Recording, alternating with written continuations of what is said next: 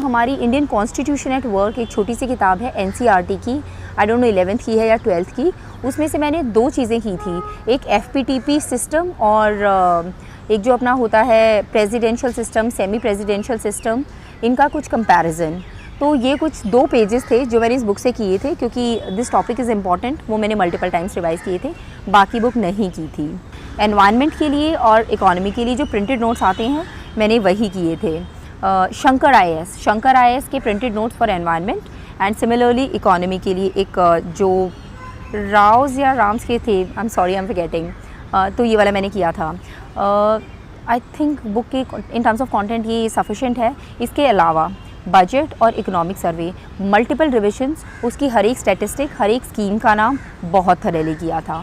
बीच में फिर मैं आपको ये भी बताना चाहूँगी कि करंट अफेयर्स के लिए मैंने सारा ऑनलाइन सोर्सेज रेफ़र किए थे। Insights on India is the website. My daily schedule use to be कि मैं उसके डेली के 8 जो डिटेल्ड सिक्योर इनिशिएटिव के क्वेश्चंस होते हैं वो रजिस्टर पे लिख के आंसर्स कंपेयर करती थी बाकी स्टूडेंट से। डेली एमसीक्यूज़ में उसके सॉल्व करती थी, पहले करंट अफेयर्स पढ़ना, एडिटोरियल पढ़ना और डेली के एमसीक्यूज़ सॉल्व करना। This use to be my daily time table for the current affairs portion. So in terms of strategy and book list this is done.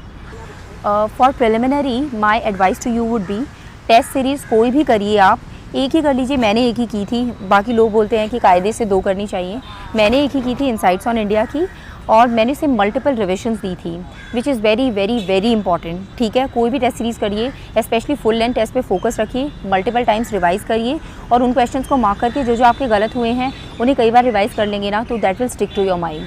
So yeah that is going to be my advice for preliminary.